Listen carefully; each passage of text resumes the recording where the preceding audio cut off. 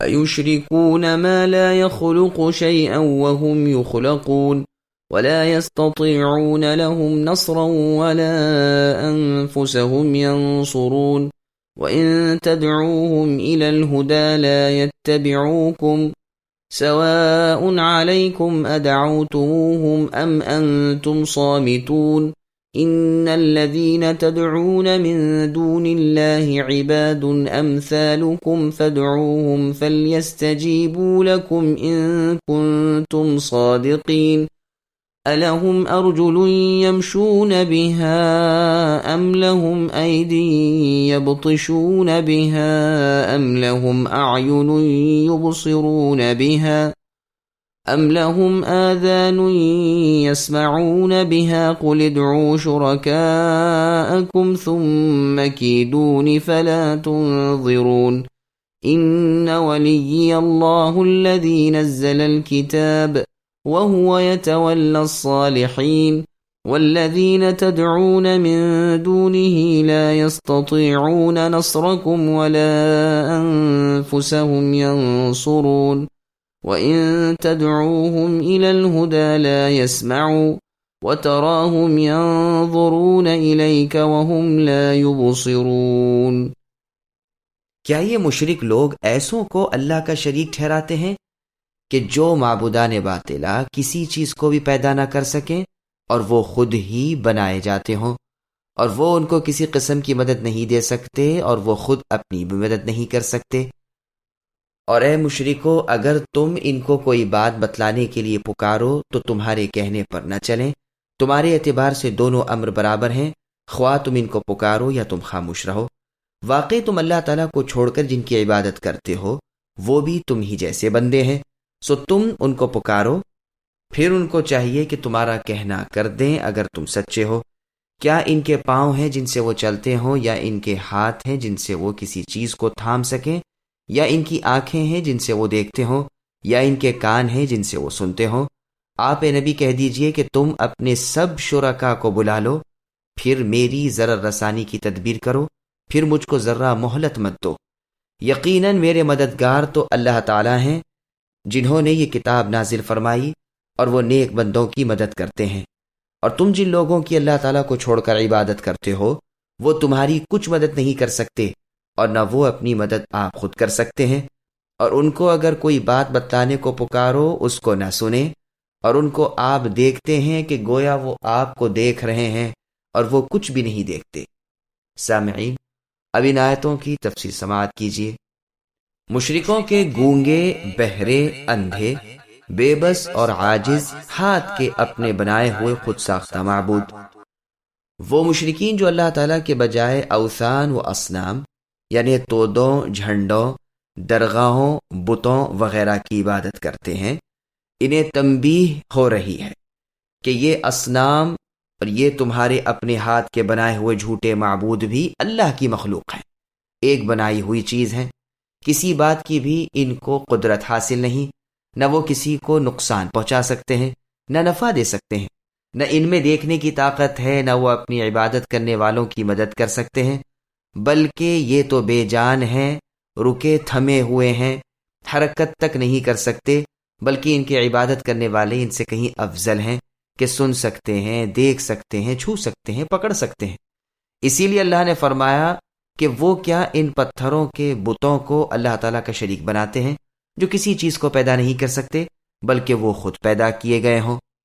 جیسا کہ اللہ تعالیٰ نے فرمایا، اے لوگو، ایک مثال بیان کی جاتی ہے، سنو۔ یہ لوگ جو اللہ تعالیٰ کے سوا دوسروں کی عبادت کرتے ہیں وہ ایک مکھی تک نہیں بنا سکتے، خواہ سب کے سب ہی مل کر کیوں نہ کوشش کریں، بلکہ مکھی اگر ان کے کھانے کی کوئی چیز لے اڑے تو وہ اس سے واپس تک نہیں لے سکتے۔ طالب اور مطلوب یعنی مانگنے والا بھی اور وہ کہ جس سے مانگا جا رہا ہے، دونوں کس قدر ضعیف و بے قدرت ہیں۔ انہوں نے اللہ تعالیٰ کی قدر نہیں پہچانی، بے شک اللہ تعالیٰ بڑے قوی اور عزیز ہیں۔ مکھی ایک حقیر غذا بھی ان سے لے اڑے تو اس سے چھڑانے کی طاقت نہیں رکھتے۔ جس کی یہ صفت ہو وہ کیسے رزق دے گا یا مدد کرے گا؟ جیسا کہ ابراہیم علیہ السلام نے اپنی قوم سے مخاطب ہو کر فرمایا تھا کہ اے مشرکو اتعبدون ما تنحتون، کیا تم اس کی عبادت کرتے ہو جس کو خود اپنے ہاتھ سے تراش کر گھڑ لیتے ہو؟ پھر فرمایا کہ وہ اپنی عبادت کرنے والوں کی ذرا بھی مدد نہیں کر سکتے، حتیٰ کہ اگر کوئی ان کے ساتھ برا برتاؤ کرے تو خود اپنا بچاؤ نہیں کر سکتے۔ جیسے خلیل اللہ ابراہیم علیہ السلام اپنی قوم کے بتوں کو توڑ پھوڑ دیتے تھے اور ان کی انتہائی اہانت کرتے تھے۔ اللہ تعالیٰ نے فرمایا کہ ابراہیم علیہ السلام نے مار مار کر ان بتوں کے ٹکڑے ٹکڑے کر دیے، لیکن بت خانے کے سب سے بڑے بت کو چھوڑ دیا تاکہ لوگ آ کر اس بڑے بت سے پوچھ لیں کہ یہ کیا ہوا اور کس نے کیا۔ معاذ ابن عمرو ابن الجموع اور معاذ ابن جبل رضی اللہ عنہما دونوں جوان تھے، مسلمان ہو چکے تھے۔ مدینے میں رات کے وقت مشرکین بتوں کے پاس جاتے اور ان کو توڑ دیتے۔ اگر وہ لکڑی کے بنے ہوئے ہوتے تو ان کو توڑ کر جلانے کے لیے بیوہ غریب عورتوں کو دے دیتے تاکہ ان کمبخت مشرکین کو کچھ عبرت ہو اور اپنے عمل اور عقیدے پر کچھ غور کریں۔ عمرو بن جموح اپنی قوم کا سردار تھا، اس کا ایک بت تھا، وہ اس بت کی عبادت کرتا تھا، اس کو خوشبوئیں ملتا۔ وہ دونوں نوجوان رات کے وقت اس کے بت خانے میں جاتے، اس کے سر پر غلاظت کرتے۔ عمرو بن جموح آتا تو بت کو اس کیفیت میں دیکھتا تو اس کو دھوتا، خوشبوئیں ملتا اور اس کے پاس تلوار رکھ دیتا اور کہتا کہ اس سے مدافعت کرو، یعنی خود کا بچاؤ کرو۔ دوبارہ یہ لوگ ایسا ہی کرتے اور ابن جموح پھر دھوتا، صاف کرتا، پھر اس کے پاس تلوار رکھتا۔ آخرکار ایک دن ان دونوں نے اس بت کو نکالا اور ایک کتے کی لاش سے اس کو باندھ دیا اور ایک رسی کے ذریعے ایک باولی میں لٹکا دیا۔ جب عمرو بن الجموح آیا اور یہ کیفیت دیکھی تو اس کو عقل آ گئی کہ وہ بت پرستی کے اندر اعتقاد باطل رکھتا ہے۔ چنانچہ وہ کہنے لگا کہ اگر تو اے بت سچ مچ رب ہوتا تو کوے میں کتے کے ساتھ پڑانا ہوتا۔ پھر وہ اسلام لے آیا اور اچھا مسلم رہا اور جنگ احد میں شہید ہوا۔ یہ روایت سند کے اعتبار سے گو کہ ضعیف ہے، لیکن اس میں بتوں کی جو عاجزی اور بے بسی کا ذکر ہے وہ تو حقیقت پر مبنی ہے، فی الواقع بتوں کی اور ہر اس جھوٹے معبود کی کہ جس کو لوگوں نے اپنے ہاتھوں سے گھڑ رکھا ہے، یہی حالت ہوا کرتی ہے۔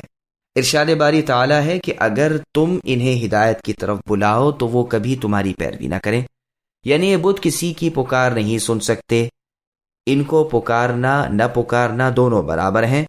ابراہیم علیہ السلام نے کہا تھا کہ اے میرے باپ، عبادت نہ کیجیے ایسی مورتی کی جو نہ سنتی ہے نہ دیکھتی ہے، نہ آپ کے کچھ کام نکالتی ہے۔ پھر فرمایا وہ بھی اللہ تعالیٰ کی مخلوق ہے جیسے یہ بت پرست، بلکہ بت پرست ہی ان بتوں سے اچھے کہ سنتے، دیکھتے اور چھوتے تو ہیں۔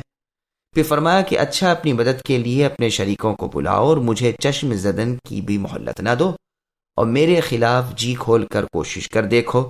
میرے مددگار تو وہ اللہ ہیں جنہوں نے کتاب نازل فرمائی، وہ اللہ نیکوکاروں کے والی ہیں، وہی اللہ تعالیٰ میرے لیے کافی وافی ہیں، وہی میری مدد کریں گے، اللہ ہی پر میرا بھروسہ ہے، میں مجبور ہوں تو اللہ ہی کا۔ وہ دنیا اور آخرت میں نہ صرف میرے بلکہ میرے بعد بھی ہر نیکوکار کے سرپرست ہیں، جیسا کہ ہود علیہ السلام نے اپنی کافر و مشرک قوم کے جواب میں فرمایا تھا جبکہ آپ کی قوم نے آپ پر یوں تہمت باندھی کہ تم پر اے ہود ہمارے خود ساختہ ہاتھوں کے بنائے ہوئے معبودوں کی کچھ مار پڑی ہے، جبھی تو تم ایسی بہکی بہکی باتیں کرنے لگے ہو۔ تو ہود علیہ السلام نے جواب دیا کہ میں تو اللہ تعالیٰ کی گواہی دیتا ہوں اور صاف صاف کہہ دیتا ہوں کہ میں تمہارے شریکوں سے نفرت و بیزاری کا اظہار کرتا ہوں۔ اچھا تم سب مل کر میرے ساتھ کچھ شرارت کر دیکھو، اور ہاں دم بھر کے لیے مجھے بچاؤ کی مہلت بھی نہ دینا۔ تم میرا کیا بگاڑو گے؟ میرا بھروسہ تو اللہ تعالیٰ پر ہے، وہ اللہ میرے اور تمہارے سب کے رب اور سچے معبود ہیں۔ زمین پر کوئی جاندار ایسا نہیں جس کی نکیل اللہ کے ہاتھ میں نہ ہو، میرے رب سیدھے اور سچے طریق پر ہے۔ اور خلیل اللہ ابراہیم علیہ السلام نے اپنی کافر و مشرک قوم سے فرمایا تھا کہ اے میری قوم، تمہارا کیا خیال ہے ان بتوں کے بارے میں جن کی تم اور تمہارے باپ دادا پرستش کرتے آئے ہیں؟ یہ لوگ تو میرے دشمن ہیں، مگر پروردگار اللہ تعالیٰ میرے دوست ہیں۔ اللہ ہی نے مجھے پیدا کیا اور وہی مجھے ٹھیک راہ پر چلائیں گے۔ اور جیسے کہ ابراہیم علیہ السلام نے اپنے باپ اور اپنی قوم سے کہا تھا کہ میں تو بری اور بیزار ہوں تمہارے ان معبودوں سے، مگر اپنے رب کا میں عبادت گزار ہوں، یعنی اللہ کا، جنہوں نے مجھے پیدا فرمایا اور پھر میری ہدایت فرمائی۔ اور اس کے پیچھے اس کو ایک کلمہ یادگار بنا چھوڑا، شاید کہ یہ اپنی بات سے رجوع کریں۔ اور اسی لیے اللہ نے فرمایا کہ وہ بت نہ تو تمہاری مدد کر سکتے ہیں نہ اپنی، اور اگر تم انہیں ہدایت کی طرف بلاؤ تو وہ خاک نہیں سنتے۔ تم ایسے سمجھتے ہو کہ وہ تمہاری طرف نظر کر رہے ہیں، لیکن خاک کچھ نہیں دیکھتے۔ وہ اپنی تصویری آنکھیں تم سے دو چار کر رہے ہیں جیسے واقعی دیکھ رہے ہیں، لیکن وہ تو بے جان چیز ہیں۔ اسی لیے ان سے ایسا معاملہ کیا جو ایک صاحب عقل کرتا ہو۔ ان بتوں کی شکل تو تصویری شکل ہے اور انسان جیسے معلوم ہوتے ہیں۔ تم دیکھتے ہو کہ گویا وہ تم کو گھور رہے ہیں۔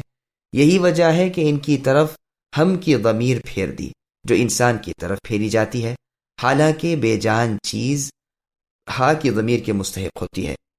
سدی اس سے بتوں کے بجائے مشرکین مراد لیتے ہیں، لیکن پہلا ہی خیال صحیح ہے کہ ان سے مراد بت ہیں۔ اللہ اس امت کے تمام کلمہ پڑھنے والے ان مسلمانوں کو توفیق دے کہ جو اللہ کو چھوڑ کر درگاہوں، جھنڈوں، تودوں، ٹیلوں، مرشدوں اور استھانوں کی اللہ کو چھوڑ کر عبادت میں لگے ہوئے ہیں۔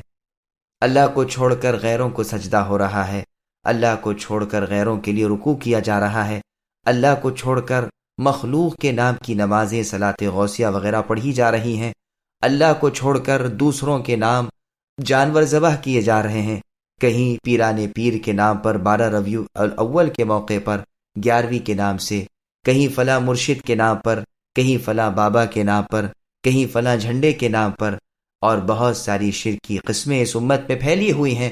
اللہ تمام مسلمانوں کو شرک جیسے ظلم عظیم کی نحوست اور اس کی سنگینی کو پہچان کر اس سے بچنے کی توفیق عطا فرمائے، اور اللہ کی توحید کو پہچان کر اس کو اپنا کر اس پر تادم حیات عمل پیرا رہنے کی نیک توفیق بخشے، آمین۔